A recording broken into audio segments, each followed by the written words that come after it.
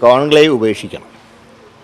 അത് വേട്ടക്കാരെയും ഇരകളെയും ഒരുമിച്ചിരുത്തിക്കൊണ്ടുള്ള ഒരു ചർച്ച. അത് വെറും ആളുകളുടെ കണ്ണിൽ പൊടിയിടാനാണ് ആ കോൺക്ലേവ് റദ്ദാക്കുക.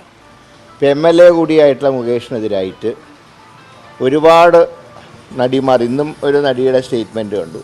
വളരെ മോശപ്പെട്ട രീതിയിലാണ് റിപ്പോർട്ടുകൾ പുറത്തു വരുന്നത്.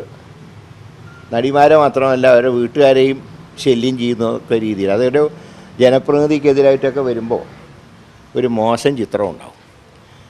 അതുകൊണ്ട് മുകേഷ് MLA സ്ഥാനം രാജിവെക്കുന്നതാണ് ഏറ്റവും നല്ലത്. മാത്രമല്ല ഇപ്പോൾ 2 ഇടത്ത് ഉപതെരഞ്ഞെടുപ്പ് നടക്കാനുണ്ടല്ലോ. ഇപ്പോൾ അദ്ദേഹം രാജിവെച്ചാൽ 3 ഇടത്തേറ്റ് ഉപതെരഞ്ഞെടുപ്പ് നടത്താം. അതും സൗകര്യമാണ്. വേട്ടക്കാരാരാണെങ്കിലും ഞങ്ങളുടെ പാർട്ടി വെച്ച് ഉറപ്പിക്കില്ല. തീർച്ചയായിട്ടും നിലപാട് സ്വീകരിക്കും പാർട്ടി. ഇന്നിപ്പോൾ KPC പ്രസിഡൻ്റെ മകൻ്റെ വിവാഹത്തിൻ്റെ പാർട്ടിയാണ്. ഉടനെ നടപടി ഉണ്ടാവും. ഞങ്ങളുടെ ആൾക്കാർ ചെയ്യുന്നത് ശരി, മറ്റുള്ളവർ ചെയ്യുന്നത് തെറ്റ്, ആ നിലപാട് ഞങ്ങൾക്കില്ല. ഞങ്ങൾ വേട്ടക്കാർക്കെതിരാണ്.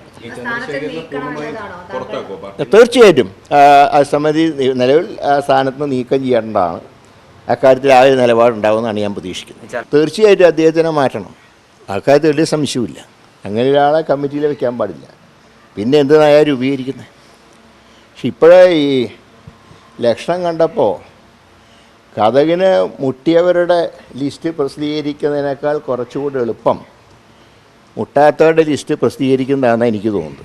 എന്നാൽ ചിലപ്പോൾ ഒരു പേജിലൊക്കെ ഒതുക്കും.